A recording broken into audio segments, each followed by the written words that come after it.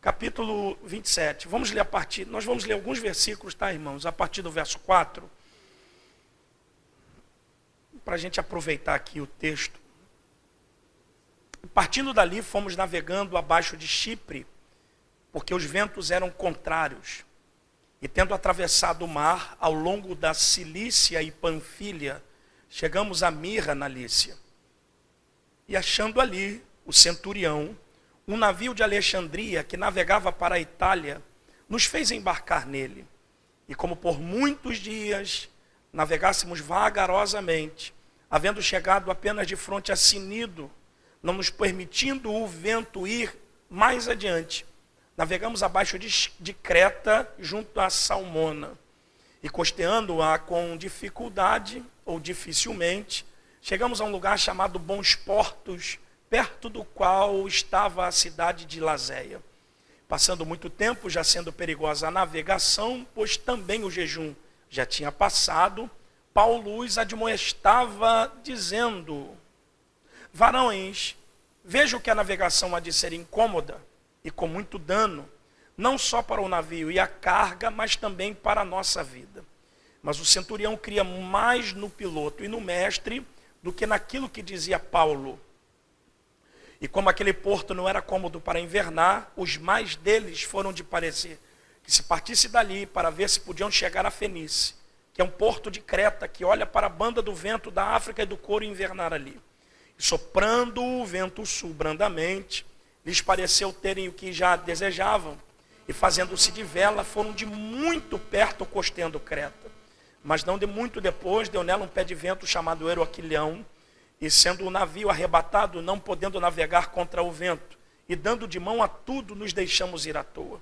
Correndo abaixo de uma pequena ilha chamada Cauda, apenas pudemos ganhar o batel. Aqui, verso 22. 21. Havendo já muito que não se comia, então Paulo, pondo-se em pé no meio deles, disse: fora na verdade razoável, ó varões, ter me ouvido a mim, e não partir de Creta, e assim evitariam este incômodo e esta perdição. Mas agora vos admoesto a que tenhas bom ânimo, porque não se perderá a vida de nenhum de vós, mas somente o navio. Porque esta mesma noite o anjo de Deus, de quem eu sou e a quem eu sirvo, esteve comigo, dizendo: Paulo, não temas, importa que sejas apresentado a César. E eis que Deus te deu todos quantos navegam contigo. Porquanto, ó varões, tem de bom ânimo, porque creio em Deus que há de acontecer assim como a mim fora dito. 41. Dando, porém, no lugar de 2 mares, encalharam ali o navio, e fixa a proa ficou imóvel, mas a polpa abria-se com a força das ondas. Então a ideia dos soldados foi que matassem os presos para que nenhum fugisse, escapando a nado. Mas o centurião, querendo salvar a Paulo, lhes estorvou este intento e mandou os que pudessem nadar, se lançassem primeiro ao mar e se salvassem em terra. Encerro aqui. E os demais, uns em tábuas e outros em coisas do navio. Uns em tábuas e outros em coisas do navio. Assim aconteceu que todos chegaram em terra a salvo. Amém. Seu assento, por favor. Deus é bom, sua misericórdia dura para sempre. Queridos, nós temos aqui um texto que é um texto muito explorado pela igreja, e eu não tenho aqui nenhuma pretensão de afirmar-lhes que Deus tem uma revelação para lhe dar, porque a revelação já é esta que está escrito. Então nós temos aqui um entendimento na nossa individualidade que Deus tem uma exposição bíblica de uma forma em que você provavelmente já ouviu, ou que você não ouviu alguns detalhes, você vai ouvir aqui nessa noite. Então não existe nenhuma revelação, eu vou trazer uma revelação para a igreja, escute essa revelação, porque a revelação já está escrita, e nós não podemos acrescentar nada nesta revelação. A gente tem uma forma de pensar e expor a Bíblia, diferente uns dos outros, e na nossa individualidade, Deus respeita esse ponto de vista, desde que a gente não deturpe os princípios teológicos da Bíblia. Esse texto é um texto que traz para a gente a narrativa de que Paulo está recebendo de Deus, a bem da verdade, um endereçamento para que testemunhe do Evangelho na Itália, assim como ele testemunhou em Jerusalém. Então Deus tinha um desejo de que Paulo se apresentasse diante de César e testemunhasse deste evangelho. Só que Deus não vai dizer ao apóstolo Paulo como é que dar-se-ia essa viagem. E essa viagem foi uma das mais conturbadas da vida do apóstolo Paulo. Quando nós observamos isso, nós vamos compreender o seguinte, para a gente resumir o texto e ganhar tempo, é que Paulo se apropria de duas embarcações. Na segunda embarcação, ele recebe a visitação de duas companhias. Primeiro, é Lucas, que já está com ele desde o início da viagem, que é o escritor do Evangelho segundo Lucas, e também o que está discorrendo o diário dessa embarcação, também o escritor do livro de Atos. E também ele recebe a visitação de um macedônio chamado Aristarco, que foi comissionado pelo centurião Júlio, que Paulo está sobre a sua tutela, para poder cuidar das suas feridas. Porque Paulo, como foi sentenciado, ele recebeu também aqui nesse contexto uma quarentena como o Senhor, menos uma.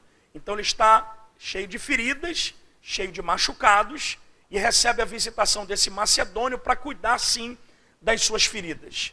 No porão desse navio cargueiro, esse apóstolo vai receber de Deus uma revelação de que esta viagem sofreria muitos danos, sofreria um incômodo muito grande. Paulo recebe esta revelação nesse contexto desse navio que suporta mais de 270 pessoas, e ele vai fazer rapidamente chegar essa notícia ao piloto e ao mestre do navio. Só que, como nós lemos aqui, eles vão dar pouco caso a esta palavra de Paulo, que detinha a revelação que Deus havia dado a ele, e eles vão continuar navegando neste barco de uma forma perigosa.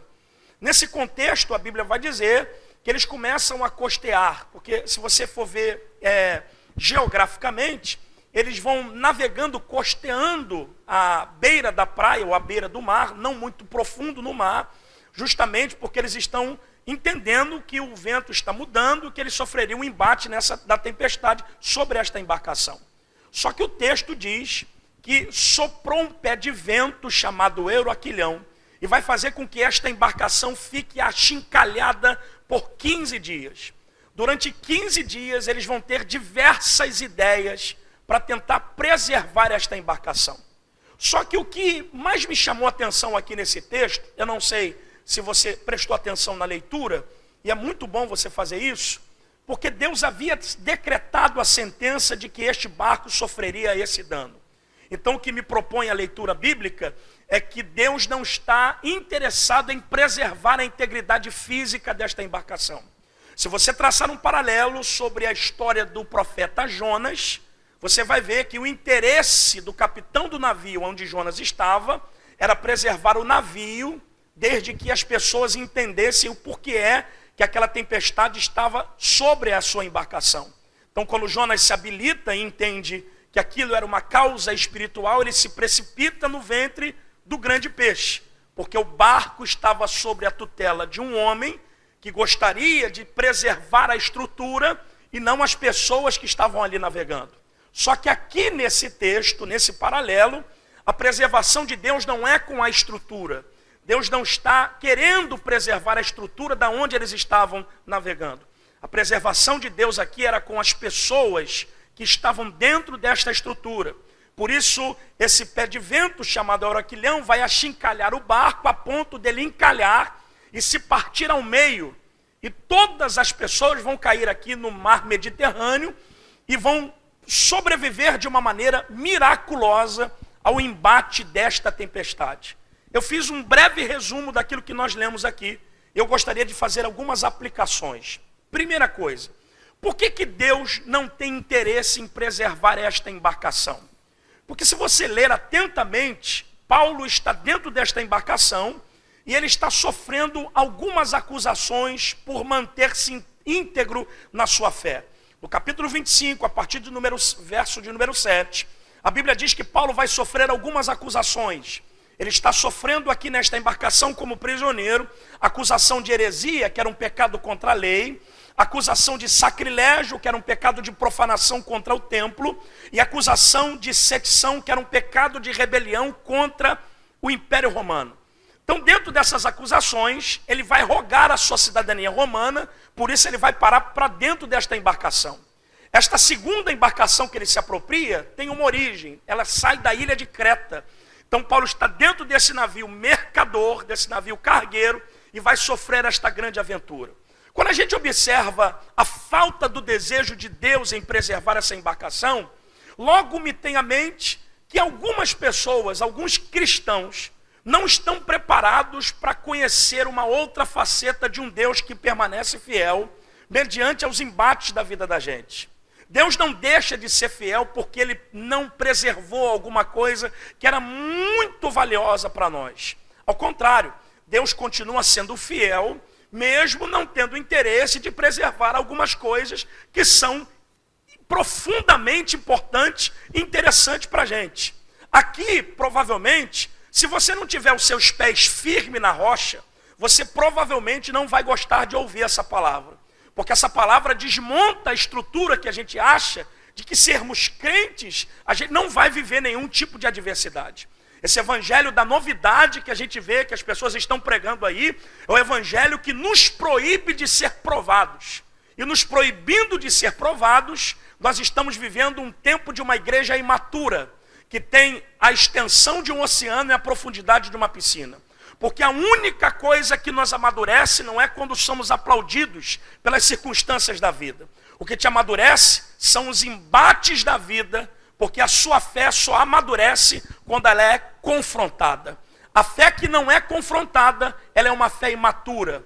A fé de um crente é mesmo ele sofrendo os reverses e as tempestades da vida, e ele se manter equilibrado em fé, entendendo que Deus continua no controle da sua existência. Amém?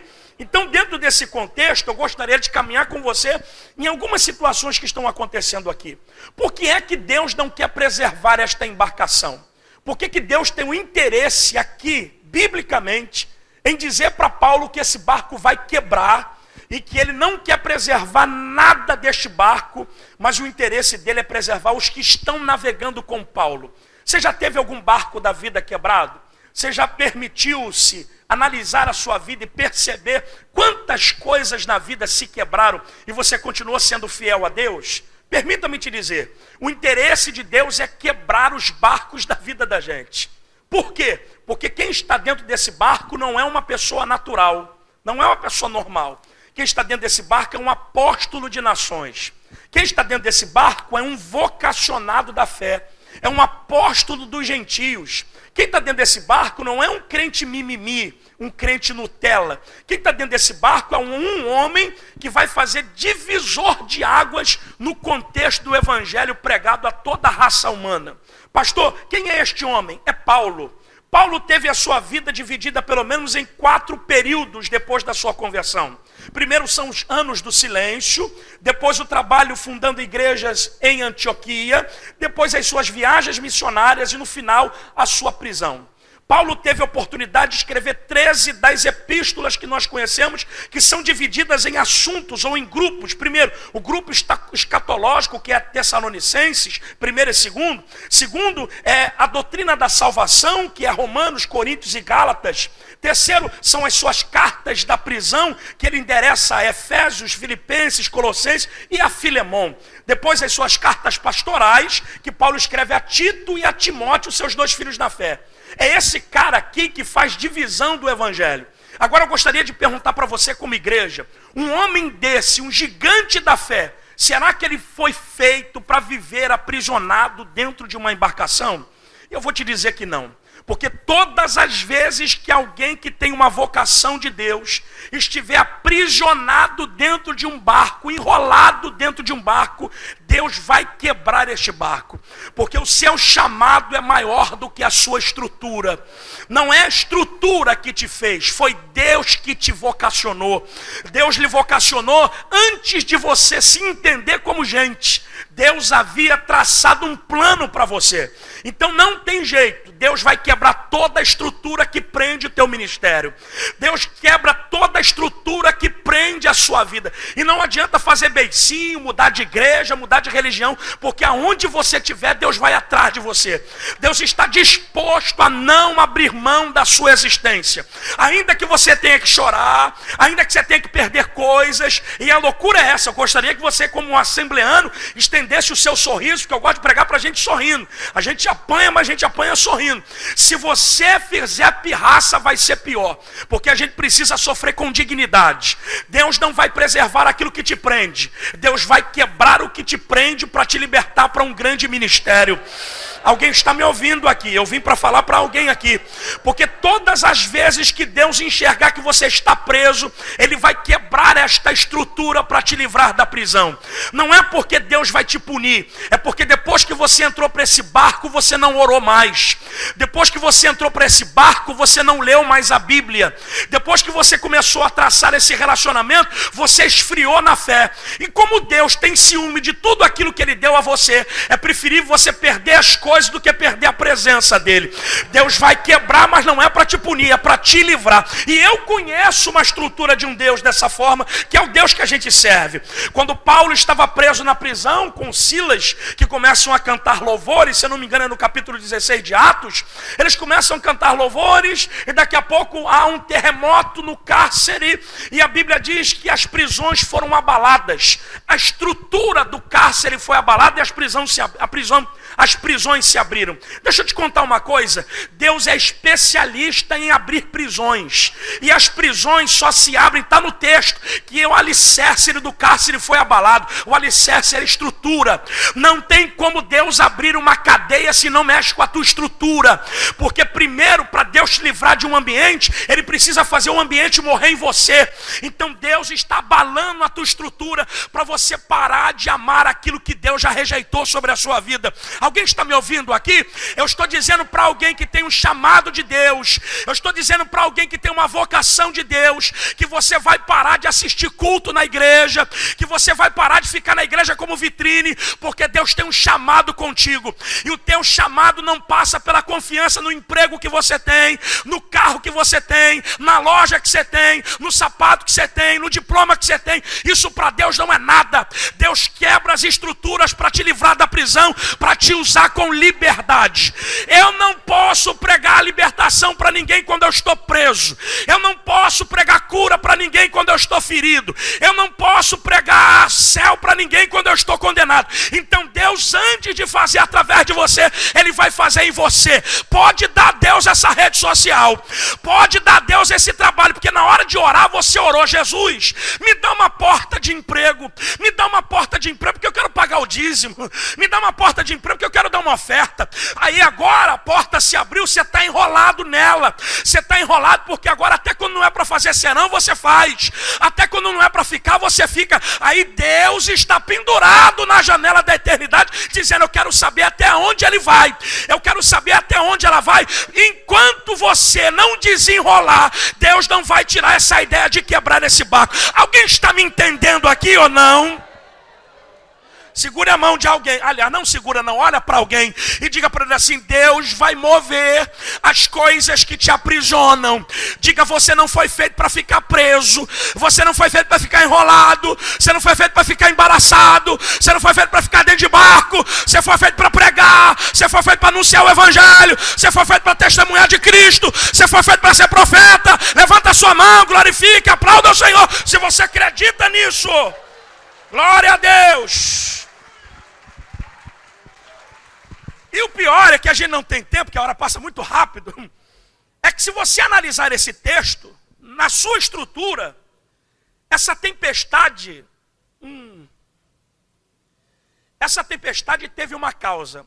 Desculpe você que é muito espiritual, que acha que tudo que acontece no mar é Iemanjá e Assã. Ok? Eu não concordo com isso, porque o Salmo 24 diz que do Senhor é a terra.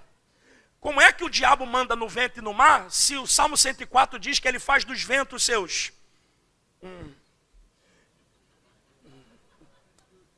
O problema é que a gente fica entregando para o diabo aquilo que não pertence a ele. Você não, você é bem doutrinado da palavra, não? Não, meu Deus, tem gente que faz até cruz credo, sinal da cruz. Mas enfim, escuta. Essa tempestade foi causada pelo próprio Deus. Deus usou a tempestade dado a precipitação desse povo aqui dentro. Paulo não tem a carta náutica do barco, mas ele tem a revelação. É bom a gente ter um profeta no ambiente. No tempo de hoje, que a gente está cultuando, porque hoje ninguém quer ser mais profeta, não me perdoe, eu tenho que te falar isso. Tenho 20 anos pregando a palavra, não tenho medo de falar. Hoje a gente cultua coach.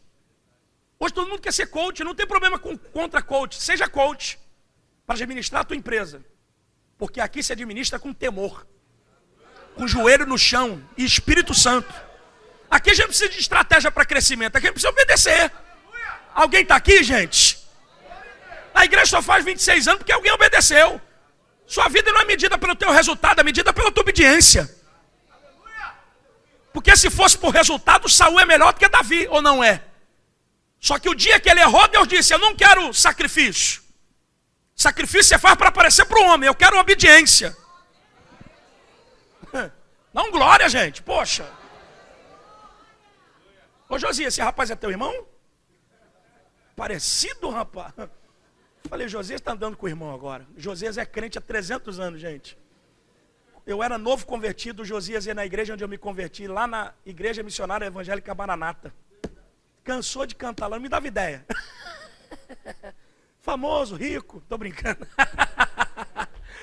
Enfim, Deus abençoe Josias. Mas ó, eu vi Josias cantando em igrejas grandes, mas eu ouvi ele cantando na favela também. No Parque Analândia, num culto lá que tinha 15 pessoas, Josias cantando lá. Vou seguir. Deus abençoe sua vida e te preserve, tá? Vamos lá na igreja. Nesse ambiente, existem algumas situações que estão dando errado aqui e eles justificam essa tempestade.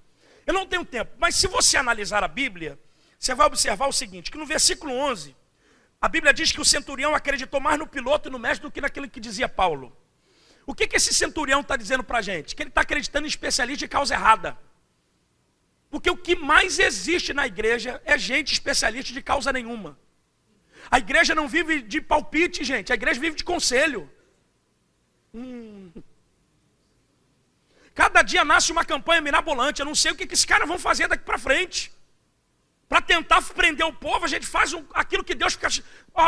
Gabriel, vem cá. Miguel, vem cá. Olha para esse pastor aí e anota o que ele está fazendo, porque nem eu tenho coragem de fazer isso. Porque tem coisas que Deus duvida. Orientação de especialista errado. Caminha aí. No verso de número 12, a sentença é essa: a gente navega ou fica aqui? A gente navega ou fica na ilha na cidade de Lazéia? A gente navega ou fica? Navega ou fica? Aí o povo faz um coro dentro do barco dizendo: navega, navega, navega. Sentenciando aqui a democracia. Na obra de Deus não existe democracia, é teocracia, é Deus que manda. Sumiu, aleluia, né? Aqui não tem esse negócio, vamos votar para ver se faz, não, vamos orar para ver o que Deus fala. Dão glória a Deus aí, crente, está meio... Dentro desse ambiente, não é a voz do povo que é a voz de Deus. A voz de Deus é como o som de muitas águas. João teve muitas revelações no Apocalipse, mas quando ele estava confuso, a Bíblia diz que ele virava para ouvir a primeira voz que falava com ele. No decorrer da sua caminhada, você vai ter muitas vozes que vão falar com você, mas uma só voz é que vai te direcionar. É uma só voz. E para quem ouviu a primeira vez, você não precisa ficar repetindo. Deus não vai repetir o que ele já disse. Oh, glória! Porque a palavra de Deus te rendeu. Você sucumbiu a ela. Não tem como deixar de obedecer aquilo que Deus disse a você. Então não vou ficar consultando o cartomante evangélico para saber o que Deus está falando. Abriu hoje o Facebook, a rede social, Estava um cara lá com a mão cheia de óleo, orando, dizendo, vai compartilhando essa live. Vai. E o cara olha. Falei, cara, a minha vontade era entrar no Facebook e falar, Jesus, vai entrar o Albert, o pastor fica do lado de fora. Vou ter uma conversa com esse cara. E o pior é que tem um montão de bocó que fica atrás disso. Nem tudo que o homem confirma é o que Deus fala. Não foi isso que Deus fez para poder enganar não, para ludibriar Acabe? Vou botar um espírito de mentira na boca dos teus profetas? Que quando Deus está com a paciência esgotada de alguém, ele usa até o diabo como instrumento.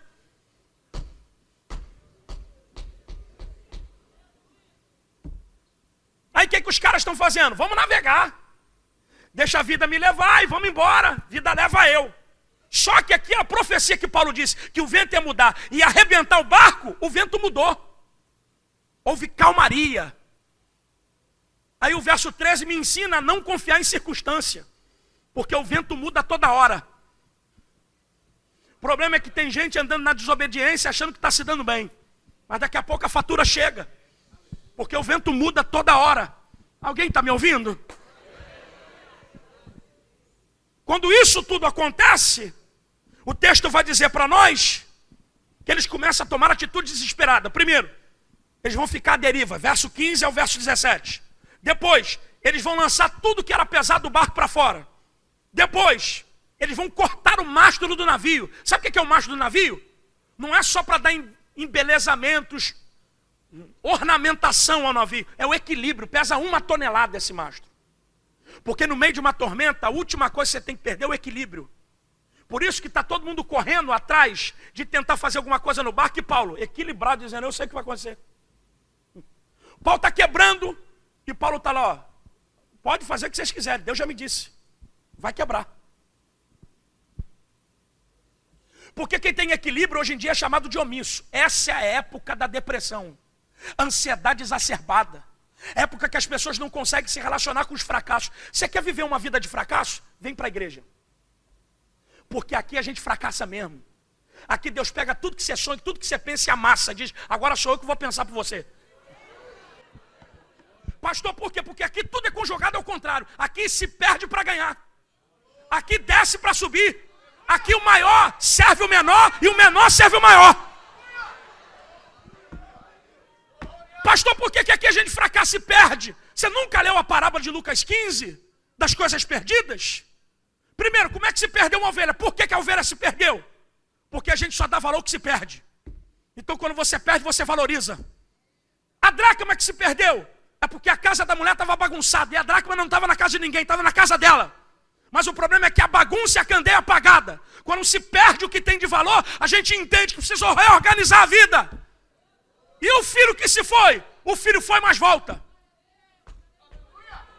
Porque não tem como perder o endereço de quem cuida de você.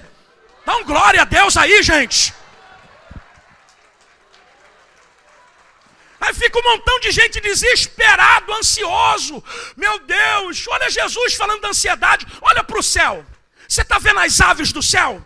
Você está vendo o lírio dos campos? O vosso Pai cuida das aves e cuida dos lírios. Que dirá de vocês que são filhos? Ele mandará rachúria. Tem um cuidado de Deus sobre a tua vida nesse tempo. Você pode não estar vivendo o sonho, você pode não estar vivendo o que você gostaria, mas você não pode negar que Deus está cuidando de você. Está vivendo da cesta básica da igreja, mas Deus levantou uma igreja para cuidar de você.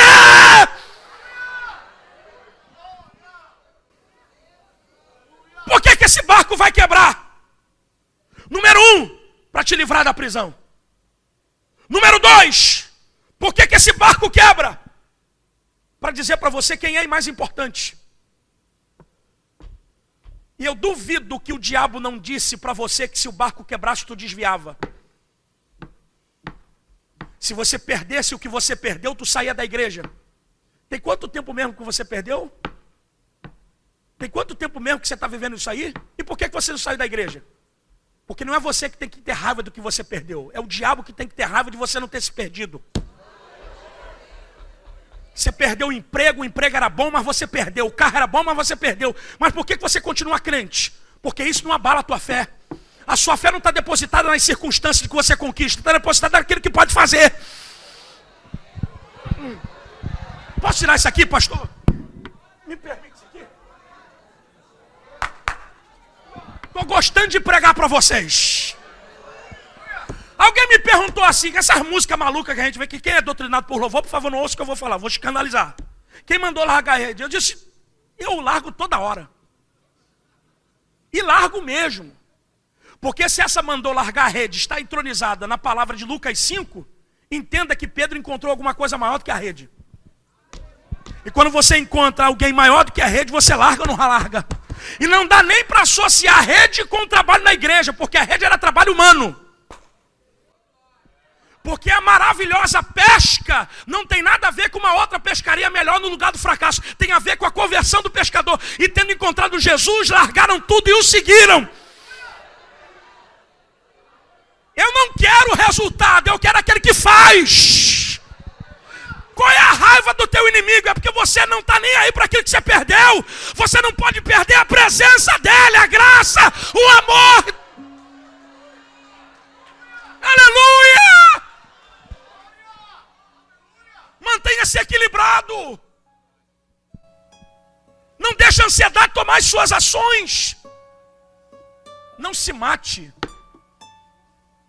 Não pule do trem. Não aborte a sua vida por um problema que não depende de você resolver. Você não entende nada de dor, porque para você entender de dor, você tem que ter carregado uma cruz. Você não entende de dor, porque alguém sofreu uma dor pior do que a sua, por isso que a cruz está vazia, porque era você que devia estar pregado lá. Mas ele se fez maldição em teu lugar. Aí Hebreus 10:39 diz que nós não somos daqueles que retrocedem. E o 37 diz que nós somos da fé. O justo vive, não é das circunstâncias. Não estou nem aí, eu estou vivo. Eu estou arranhado, mas estou vivo. Estou machucado, mas eu estou vivo. Final desse ano não vai ser igual ao ano que vem, o ano passado. Mas se for do mesmo jeito, eu continuo mantendo a minha fé intacta. Levanta a mão, gente. O barco é interessante, mas não é mais importante que você.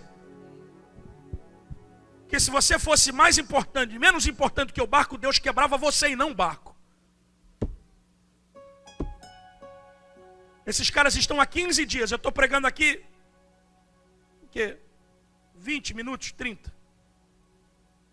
Eu já estou suando igual o cuscuz de baiano. Adoro, tá? Cuscuz amarelinho no café, aleluia. Eu não gosto da comida baiana, mas o cuscuz eu gosto. Imagina os caras 15 dias tentando preservar uma estrutura que Deus disse que ia quebrar. Porque tem gente que fica gastando tempo com aquilo que Deus quer te livrar. Você está empreendendo força em coisas erradas. Você não parou para pensar? Você não perdeu não, Deus te livrou. Você está sentindo a dor da perda, mas você está mais livre. Você está buscando mais, deu certo. Você está mais crente. Você não acreditava nem em línguas estranhas, agora até em línguas que tu está falando. Se alguém te analisar bem detalhadamente, acha até que tu está fanático. Mas é melhor ser fanático do que burro. É melhor ser fanático do que vazio.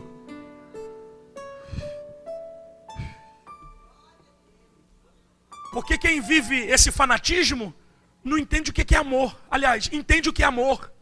Porque o amor deixa a gente apaixonado e fanático. Sorriso aí. Vou te dizer porque eu estou te pedindo para sorrir. 15 dias. Esse vento Eurocleão é um vento que sopra na costa da África. E aqui Paulo vai dar um detalhe de Lucas vai dar o detalhe de por que é que eles vão viver esse embate de tempestade. O texto vai dizer, no verso de número 9, que passando muito tempo, já sendo perigosa a navegação, pois o jejum já tinha passado.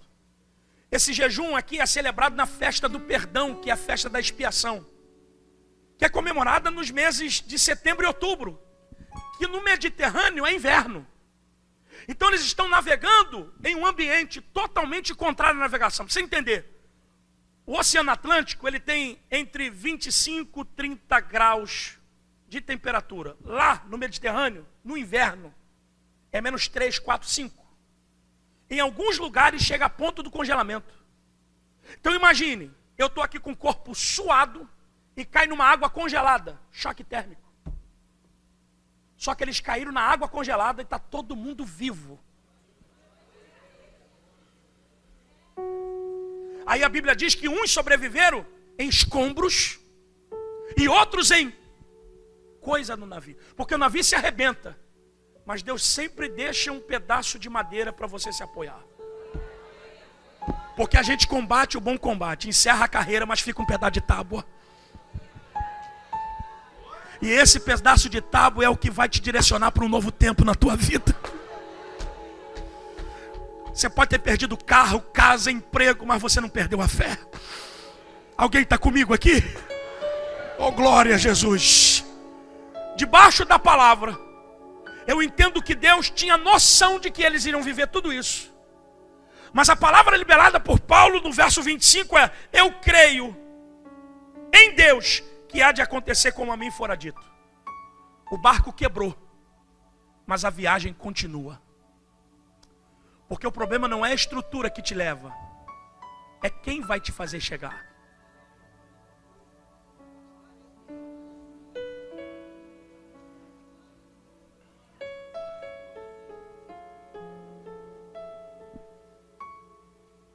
Esse barco está congelando. Alguém já trabalhou na Petrobras aqui, embarcado? Alguém já? Eu tive curiosidade de conversar com 2 pessoas acerca disso. Primeiro, eu conversei com um amigo meu que é mergulhador profissional, perguntando uma pergunta idiota. Eu perguntei a ele: você não tem medo de tubarão? Ele faz pesca submarina ali naquela região costeira de Rio das Ostras, Macaé. Inclusive encontraram até um tubarão esses dias lá, há uns 6 meses atrás. Ele falou assim: psicologicamente eu estou preparado para o tubarão. Eu estou treinado. Aliás, tecnicamente eu estou treinado, mas psicologicamente não, porque se ele chegar eu vou embora. Eu já morro antes dele me comer. Ele brincou comigo, é lógico. Mas ele disse o seguinte: o tubarão não se alimenta da carne humana. A dieta do tubarão não é homem. A gente não pode confundir das pessoas que morreram por ataque de tubarão, porque o tubarão vai te testar achando que você é uma da dieta, arranca uma perna. Ah, é perna de crente. Pum, não gostei, tu já está lascado, né? Arranca um pedaço da barriga, pum, gostei. Porque o tubarão não enxerga. Não sabia disso, ele não enxerga. Então ele vai no tato e ataca. Não gostei, acabou. Ele disse o seguinte: que o tubarão, como não enxerga direito, na sua sensibilidade, nas regiões que ele tem, na barbatana, que são sensíveis, ele não ataca também coisas maiores do que ele. Então ele disse o seguinte, o Rafael, que é o mergulhador, que do pé de pato, da nadadeira, até a ponta de um arpão, ele é maior do que o tubarão. Então o tubarão, na sensibilidade, não ataca. Eu falei: cara, então qual é o maior inimigo do homem no mar? Ele disse: o mar. É a corrente de retorno. É aquilo que quando a gente anda na praia diz assim: caramba, tá puxando. Eu disse para ele assim: então como é que a gente se salva? Ele disse: cara, eu vivo só embaixo da água. Aí fui procurar um salva-vida. Como é que a gente se salva numa corrente de retorno? O salva-vida disse assim: você só pode se salvar na corrente de retorno nadando a favor, nunca contra. A única coisa que você não pode fazer quando está numa corrente de retorno é perder o equilíbrio. Então se deixe levar. Porque se desesperar, morre. Pegou? O barco está quebrado? A única coisa que não pode entrar é o desespero. Porque no desespero tu se enrola com a agiota. No desespero, você pega empréstimo no banco e não consegue pagar. No desespero, você arruma um relacionamento na rede social, achando que é o príncipe da tua vida, mas é laço do diabo. Então o que eu tenho que fazer? Não perca o equilíbrio. Você conhece a terapia, chamada oração? Que nem sempre move as montanhas, porque a oração ela move você. Olha o salmista no Salmo 50, verso 15. Invoquei o Senhor no dia da minha angústia. Invoca-me, disse o Senhor, invoca-me na tua angústia e eu te ouvirei e tu me glorificarás. No dia da angústia eu clamei ao Senhor e Ele me livrou das minhas aflições. Olha o que ele disse a Jeremias: invoca-me, clama a mim, eu vou te responder e vou te anunciar coisas grandes e firmes. A oração nem sempre te dá resposta, mas te faz melhor. Porque tem coisa que não é por oração, tem coisa que é por graça. Você não teve fé, você não orou e Deus te deu e acabou. Agora a oração resolve você. Você chega num terapeuta, eu vou dizer isso aqui, 10 minutos. Eu vou dizer isso aqui, você chega no terapeuta com respeito à psicanálise e psicologia, você paga 200 pratas e o cara te senta lá e diz assim, conversa. Porque a terapia está em você desabafar. E qual é o melhor ambiente do que esse? Porque eu posso não ouvir a voz de Deus, mas tenho a certeza de que Ele ouviu a minha voz. Você não quer ser ouvido? Ai, ai, ai, ai, ai.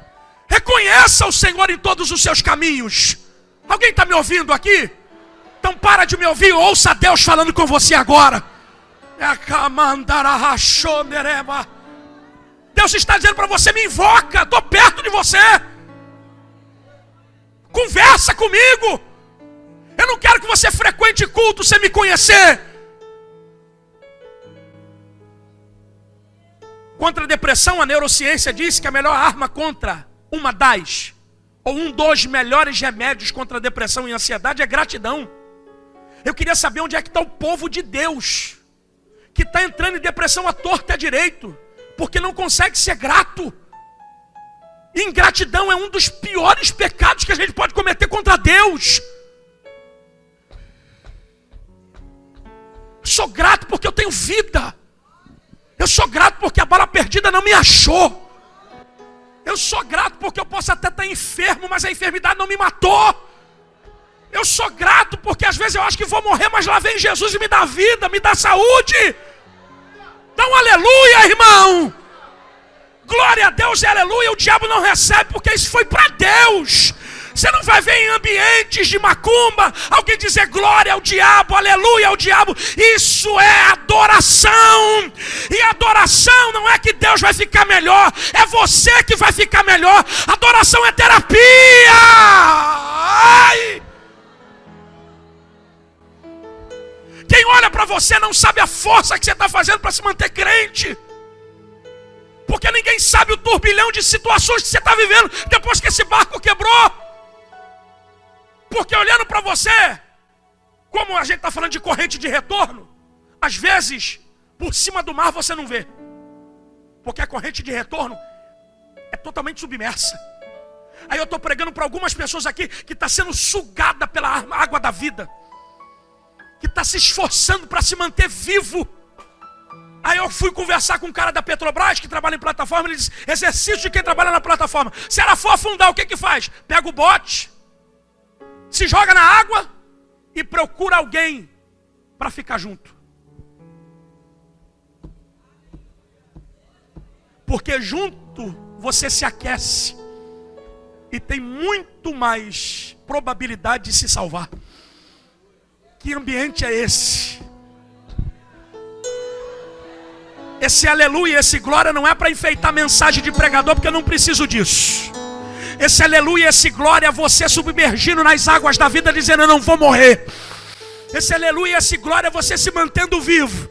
É você dizendo para a água está te puxando para baixo, mas o seu aleluia, a sua adoração te levanta para cima. Oh, e está perto de alguém aí, então abraça essa pessoa, dizendo, fica perto de mim. Eu preciso de um calor, eu preciso de comunhão. Eu preciso de alguém que me suporte um pouquinho. Eu preciso de alguém que me abrace. Eu preciso de alguém que me cuide. Oh, glória! Não se isole.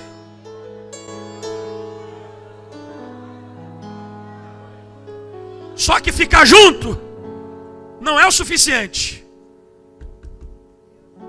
Você tem que bater perna. Se não bater perna, você congela.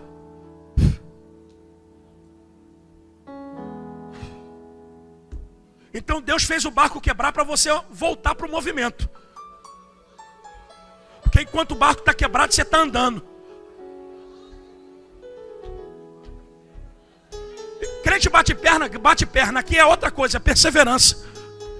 O bater perna do crente não é ficar em casa vendo Netflix aceitando a desgraça. É batendo perna. Um dia tu está no evangelismo, outro dia tu está na oração, outro dia tu está no estudo da Bíblia, outro dia você está tomando café amargo, outro dia você... O que você está fazendo? Não é que você não tem nada para fazer em casa, eu tenho muita coisa para fazer em casa, mas eu decidi cuidar da casa daquele que me ama.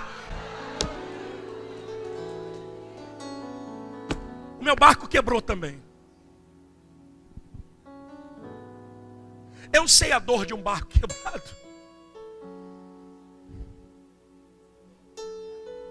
No dia 26 de agosto de 2016, meu filho saiu de casa para cortar o cabelo e tomou 2 tiros de fuzil. Meu filho tinha 19 anos. Crente. Batizado por mim.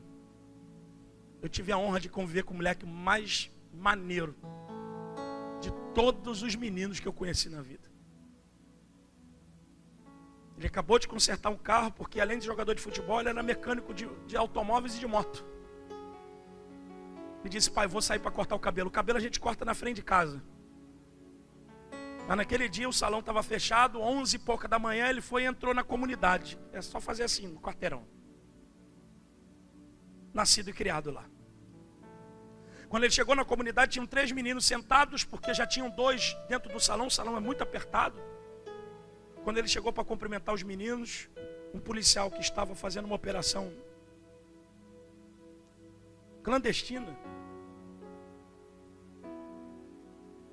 num anexo de uma igreja católica, tirou a caixa do correio, posicionou o fuzil, deu uma rajada de metralhadora.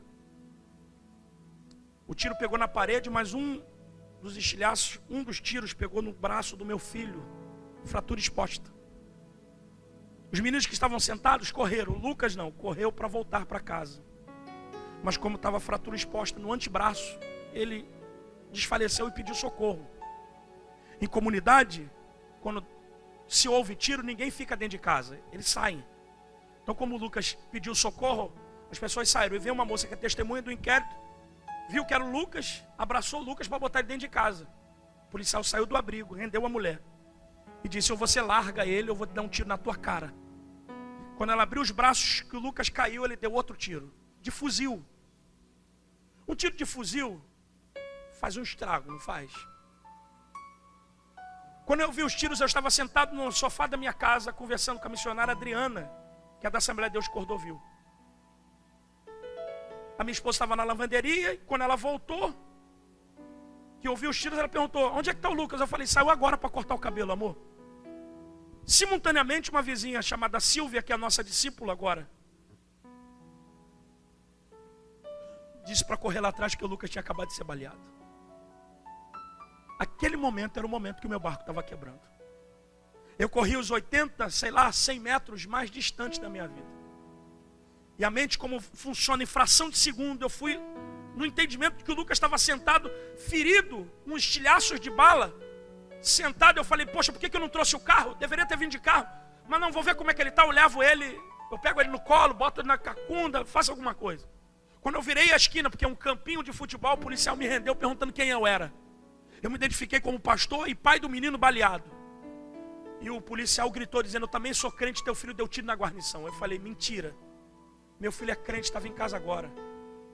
Não tem 15 minutos que meu filho saiu de casa. Quando eu fui ver, discutindo com o policial, quando eu fui ver, eu vi o meu filho de bruço.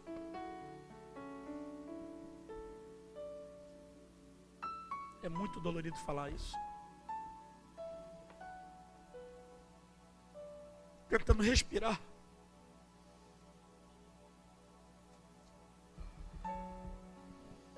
E eu fui para lá para segurar a mão dele, tentando ser pastor, crente, profeta. E nessa hora a coisa falha. Nessa hora parece que Deus não está nem te ouvindo. Eu li o livro do Hernando Dias Lopes, As Tempestades da Vida.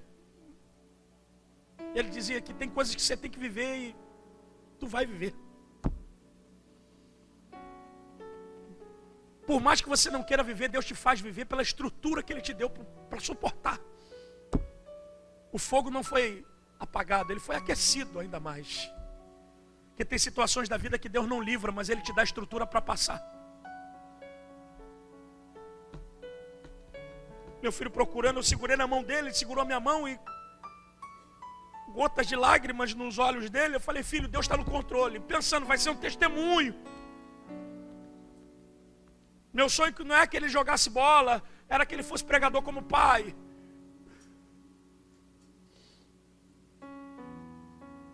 Daqui a pouco veio meu filho mais velho, o Lucas, não pega o carro.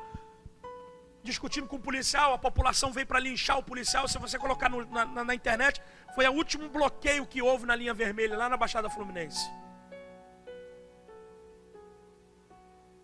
Quando eu olhei para o policial, eu disse para ele: se você é crente, então socorre meu filho junto comigo. Ali já não era eu, era o diabo.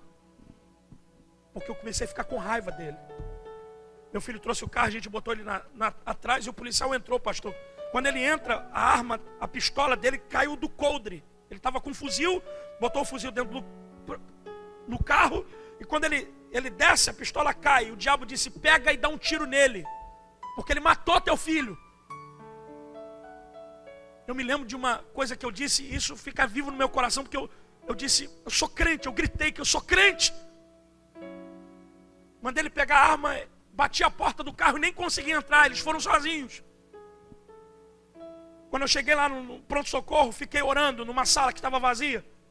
E quando foi 2h38, a assistente social me chamou e foi a pior notícia que eu recebi na minha vida. Ele não resistiu, infelizmente. O problema é para dar o recado para a esposa. E minha esposa não ficou desesperada, ela ficou na sala da minha casa com 15 irmãs orando.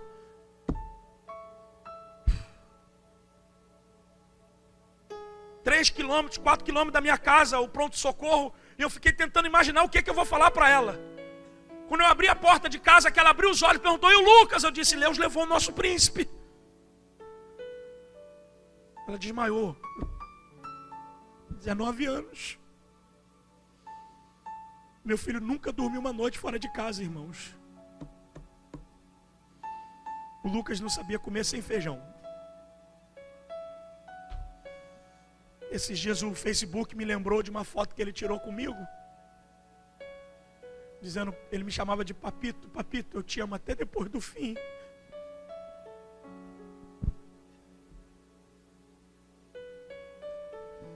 Você não sabe como é que eu tento sobreviver depois que o barco quebrou.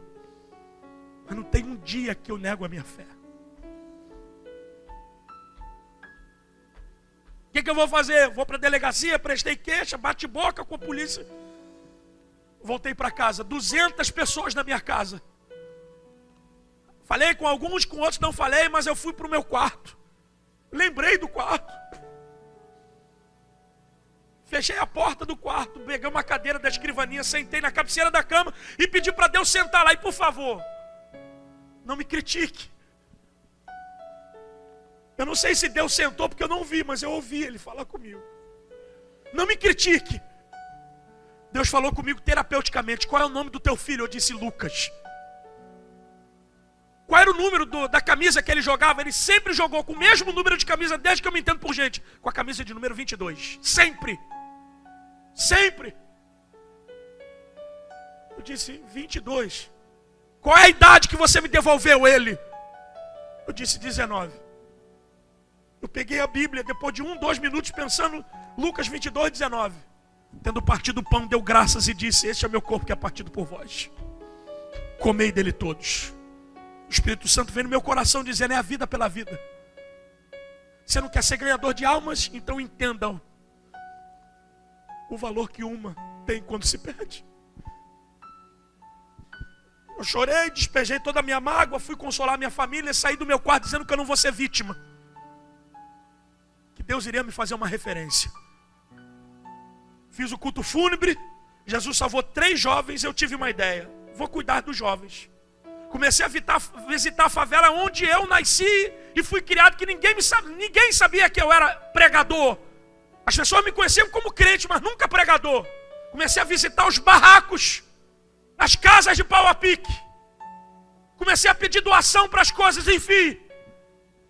Fizemos cruzada, Jesus salvou algumas pessoas. Fizemos outra cruzada das crianças, e no dia das crianças do ano de 2016, no mesmo lugar que o meu filho morreu, Jesus salvou 50 crianças. Dessas 50 ficaram 30, dessas 30 foram se multiplicando. fundei uma escolinha de futebol chamada Lucas 22:19. Só na escolinha de futebol eu tenho 50 crianças.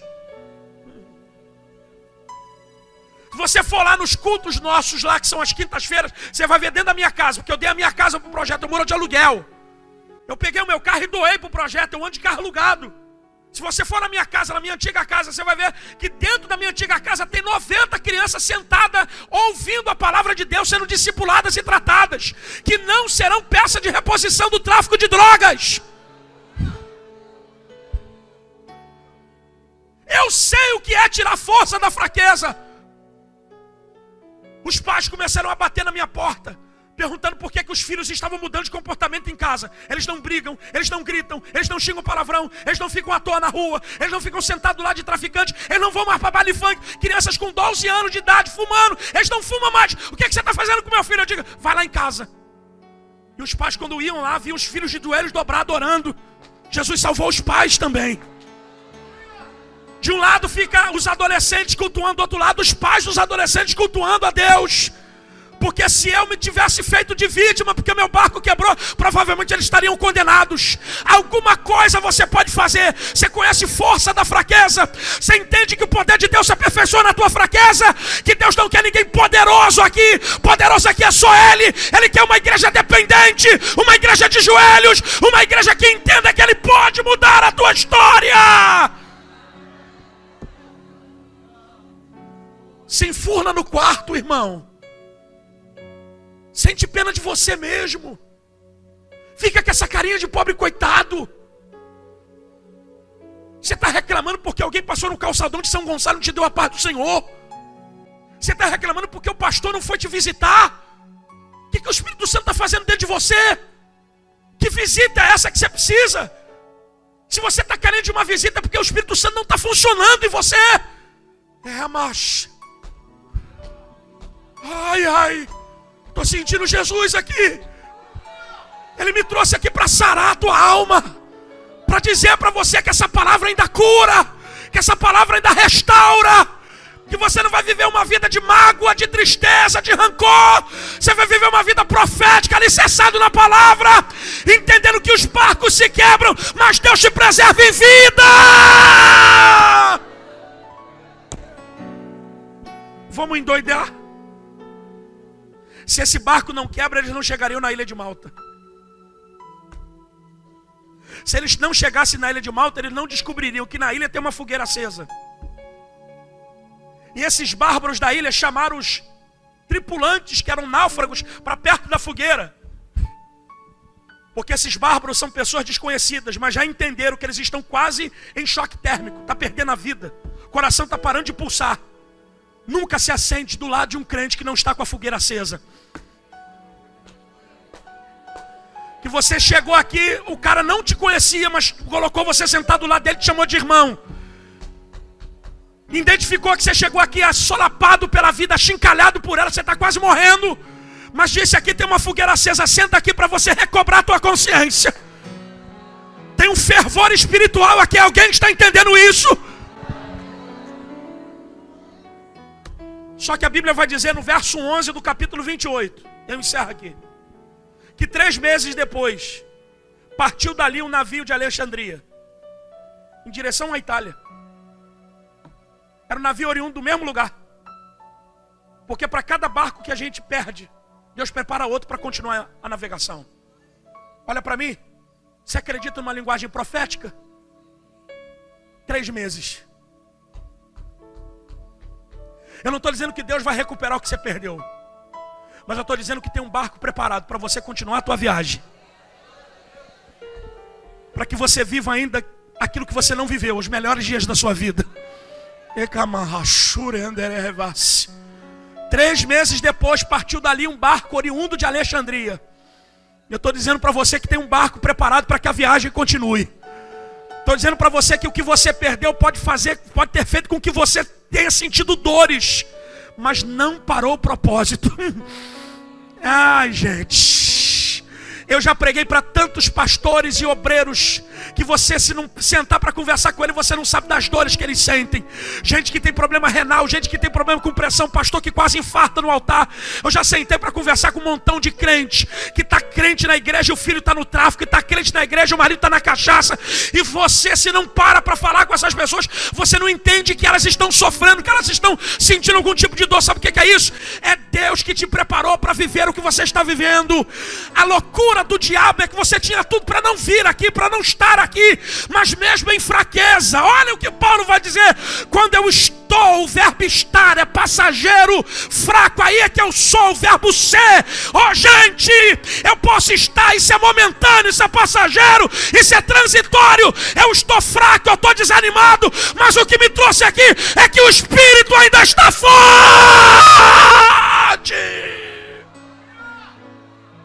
Abraça teu irmão, diga: você não vai morrer. Fala: você não vai morrer com as coisas que estão morrendo na tua vida. Você não vai morrer com as coisas que estão indo embora da tua vida. Fala: Deus te deu espírito de ousadia. Fica de pé em nome de Jesus. Aplauda o Senhor Jesus. Aleluia.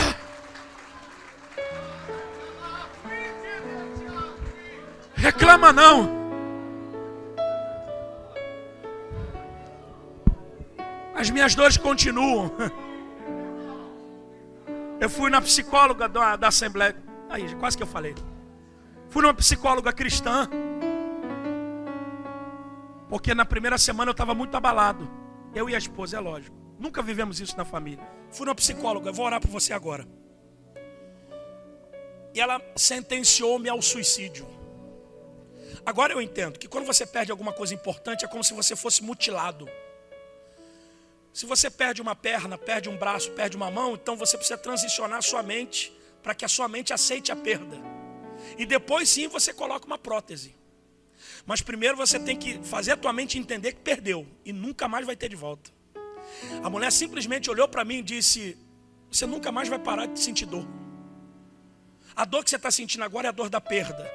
Daqui a pouco vai ser a dor da saudade, depois a dor da lembrança. Isso vai ser um ciclo eterno. Deus está falando com alguém aqui. Toma aqui um remédio. Ele é fitoterápico. Pastor, qual é o nome? Não vou falar porque senão você compra. Ele vai desacelerar a tua mente. Toma, você vai dar uma relaxada, vai ficar zen. Ela me deu uma caixa, eu comprei mais 2. De um comprimido eu tomava 3. E ficava grogue, dopado, entorpecido. Falando como aquele peixinho do Procurando Nemo. Procurando Nemo. Lembra? Acabou a primeira caixa, Josias, 10 dias depois. Foi 10 dias depois que eu preguei, alguém gravou o testemunho e botou numa rede social. Eu peguei a caixa de remédio que acabou, falei: caramba, acabou o remédio. Aí peguei a outra. E 10 dias depois eu fui fazer meu culto pessoal de oração de manhã. Fui consagrar o remédio. Espiritualizar a dor. Porque é assim que você está fazendo, espiritualiza a dor. Continua mesmo. Essa carinha de pobre coitado. Quando eu peguei a caixa para consagrar, o Espírito Santo veio no meu coração. E perguntou para mim: o que eu sou para você? Com a caixa de remédio na mão, eu falei: como? O que eu sou para você? Senhor, tu não és a caixa do remédio. Eu senti vergonha. Dobrei o joelho. Fiz uma oração de 1 minuto e meio, 2 minutos. Levantei, peguei a caixa de remédio, joguei no vaso os remédios e joguei fora. Nunca mais tomei um comprimido. Você tem lembrança? Toda hora. Mas todas as vezes que eu vejo um jovem, um adolescente daquele me abraçar, me chamar de pai, eu vejo um Lucas sendo restaurado. Teu problema é que você se perdeu com a perda que você teve. E Deus não quer salvar ninguém aqui que não seja você, que está perdido no lugar que você deveria se encontrar. Deus quer resgatar a tua vida. Esse negócio de você parar de funcionar na igreja pela dor que você está sentindo, não é desculpa. Tem gente que está sofrendo mais do que você. Pastor, em São João de Meriti tem uma igreja, Assembleia de Deus, Ministério de Madureira, em Parque Analândia. Pastor Jorge, o nome dele.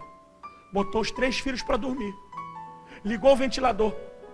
Só acordou com um bombeiro batendo na porta, porque o ventilador pegou fogo e matou os 3. Ele responde o processo até hoje pela morte dos filhos, por abandono de incapaz. E o cara continua crente. Você é crente? A pastora lá está pregando, a notícia veio, acabaram de matar o fulano, filho dela, na esquina da igreja.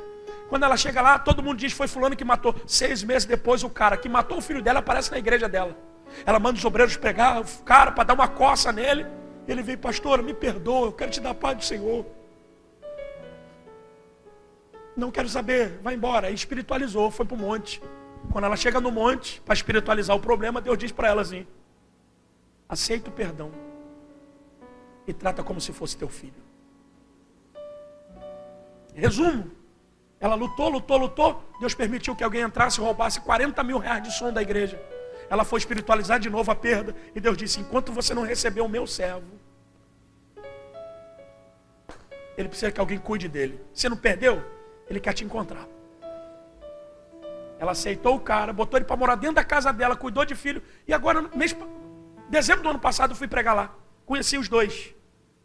O cara tinha acabado de ser casado e consagrado a presbítero da igreja. Tem gente que precisa ouvir a voz de Deus através da sua boca. Mas você ficou engessado com a dor que você está sentindo. Eu acredito num Deus que cuida quando você cuida das coisas dele. Vai te faltar nada se você levantar hoje aqui e falar: eu vou cuidar das coisas de Deus, porque Deus vai cuidar das minhas coisas. Pastor, tem 1 minuto, pastor? Tem 1 minuto? Ou já acabou? Tem 1 minuto? Ou acabou? Acabou já, né? Segure a mão do teu irmão. Josias, canta só metade de uma canção aqui. Você pode? Que eu já explodi o meu tempo. Meu tempo acabou. Fala para o teu irmão, diga assim: conta comigo. Fala para ele: eu sou teu aliado, não sou teu inimigo, não. Fecha os teus olhos. Senhor, eu quero que o Senhor abençoe esse homem e essa mulher. Que o retire dele toda a síndrome de perda, não faça com que a fé seja menor do que a dor. Ajuda teu filho a sobreviver nesse naufrágio. Eu estou pregando para muitos náufragos aqui hoje, em Betel. Mas eu acredito que eles não vão dar o prazer ao inimigo de desistir daquilo que o Senhor propôs a eles. Eu quero te pedir que o Senhor dê a eles força, renovo, graça. Eu quero te pedir que o Senhor restaure. A igreja vai ouvir muitos outros profetas, vai ouvir outras tantas mensagens, mas que essa palavra venha no coração dos teus filhos como remédio, como cura, em nome de Jesus.